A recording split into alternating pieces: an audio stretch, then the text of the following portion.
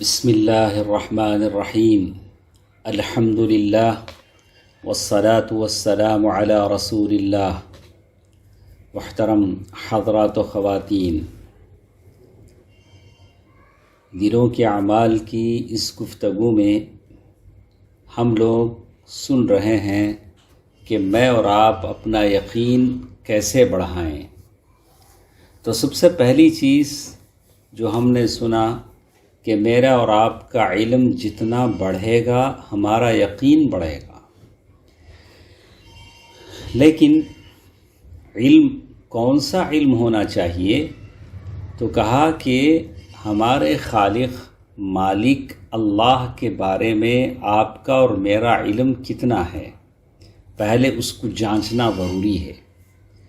چلو ہم لوگ یہ سمجھ چکے ہیں کہ اللہ تبارک و تعالیٰ کے علاوہ کوئی سچا معبود نہیں ہے، تو میں اب لوگوں کی طرف نہیں دیکھتا ہوں، اس لیے کہ میں صرف خالق کی طرف دیکھتا ہوں اور اسی سے میں دل لگاتا ہوں، اس لیے کہ میرا خالق ہے جو سچا معبود ہے. اور یہ بھی علم ہونا چاہیے کہ ساری کائنات کی پرورش کرنے والا اللہ سبحانہ و تعالی ہے اور سارے معاملات اسی اللہ کے ہاتھ میں ہیں. ساری کائنات کی تدبیر وہی کرتا ہے اور اس دنیا کو جیسے چاہے کائنات کو وہ پھیرتا ہے، اور سارے مخلوق اللہ تعالیٰ کی عبودیت میں ہیں، بندگی میں ہیں، غلامی میں ہیں. اللہ تعالیٰ جیسے چاہے ان کی تربیت کرتا ہے، جیسے چاہے ان کو پھیرتا ہے.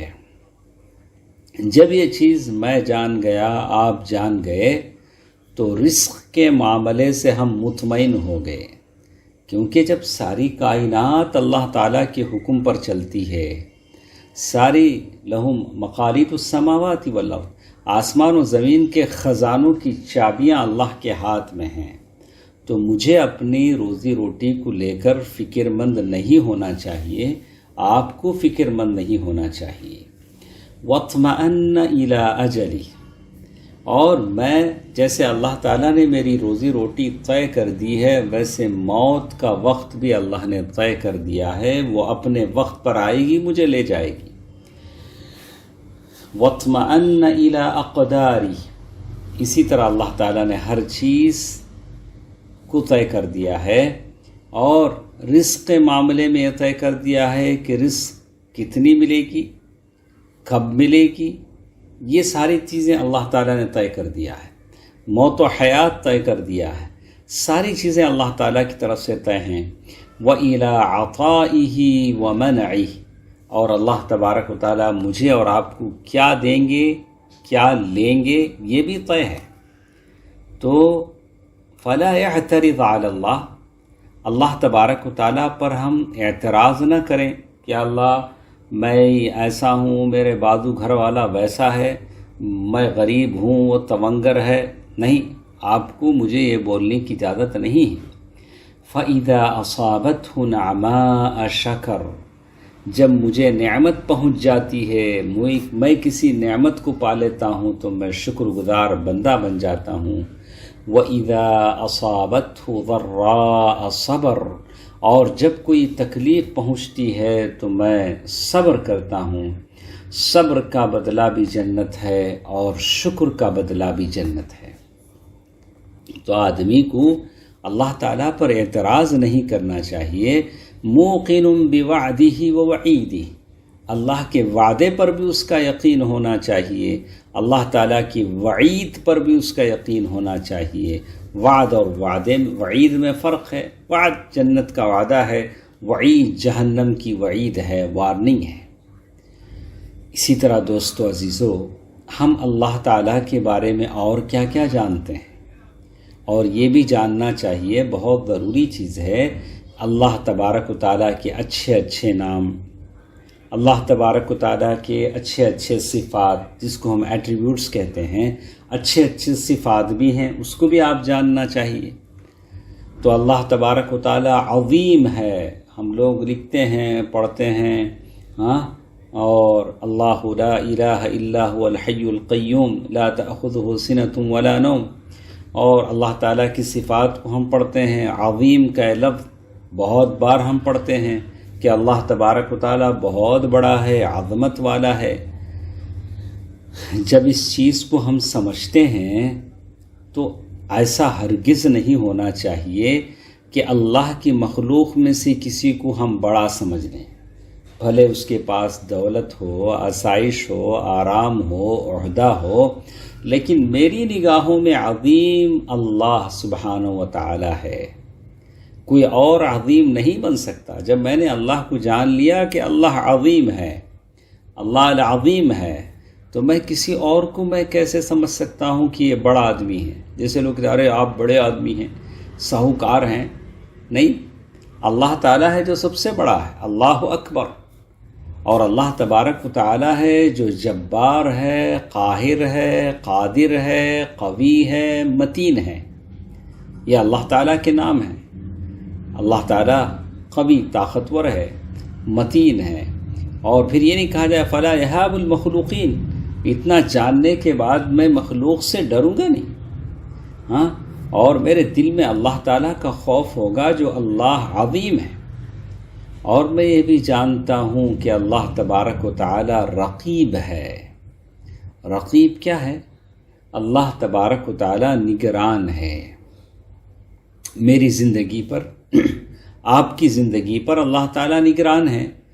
نگران کا مطلب یہ ہوتا ہے اللہ تعالیٰ دیکھ رہا ہے، ابزرور، اللہ تعالیٰ دیکھ رہا ہے۔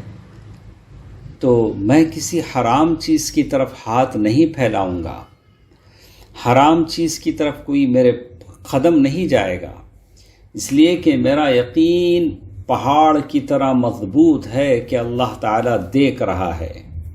ہاں، اللہ تبارک و تعالیٰ دیکھ رہا ہے، قرآن میں اللہ نے کہا۔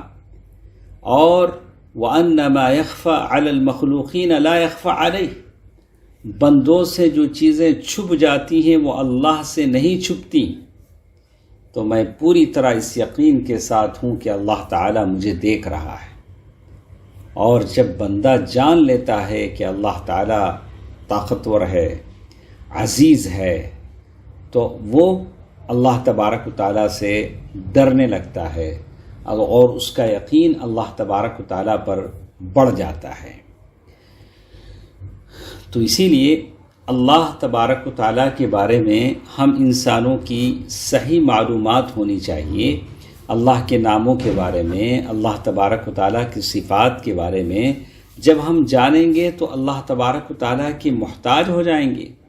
ہاں، اللہ تبارک و تعالیٰ بہت دینے والا ہے، اللہ تبارک و تعالیٰ ہمارا دفاع کرنے والا ہے، بیماریوں سے ہم کو بچانے والا ہے، اور اللہ تبارک و تعالیٰ ہے جس کے پاس ساری چیزیں ملتی ہیں۔ اسی لیے کہا گیا کہ بندہ جب ان چیزوں کو جان لیتا ہے، چلو آپ نے جانا اللہ تعالیٰ کی صفات کیا ہیں، اللہ کے نام کیا ہیں، اللہ تبارک و تعالیٰ کی بلند صفات، اللہ تعالیٰ کے اچھے اچھے نام، اسماء حسنہ جب جان لیتے ہیں تو کیا ہوتا ہے؟ یرضا باللہ ربا، اللہ تبارک و تعالیٰ کو وہ راضی کرنے کی کوشش کرتا ہے، اس کا اللہ اس سے خوش ہو جاتا ہے۔ وَيَذُوقُ حَلَاوَةَ الْإِيمَانِ بِهَذَا الرِّضَا، اور جب اللہ تعالیٰ کی رضامندی اسے مل جاتی ہے تو ایمان کا ٹیسٹ اسے ملتا ہے۔ سب سے بڑی جنت کی نعمتوں میں سے بڑی بڑی نعمتیں اللہ کا دیدار بھی ہے، اللہ تبارک و تعالیٰ کی رضا بھی ہے، اللہ تعالیٰ راضی ہو جائے۔ اسی لیے حدیث میں کہا گیا ذاق طعم الایمان من رضی باللہ ربا، جو شخص اللہ کو رب مان لیتا ہے اسے ایمان کا ٹیسٹ مل جاتا ہے۔ دنیا میں بہت سارے مزے ہم دیکھتے ہیں، لیکن ایمان کا بھی ایک مزہ ہوتا ہے۔ اس کی کچھ باتیں انشاءاللہ کل کے درس میں ہم سنیں گے کہ ایمان کا ٹیسٹ، مزہ کیا ہوتا ہے۔ اللہ تعالیٰ مجھے اور آپ کو وہ چیز عطا فرمائے، آمین۔ والسلام علیکم ورحمۃ اللہ وبرکاتہ۔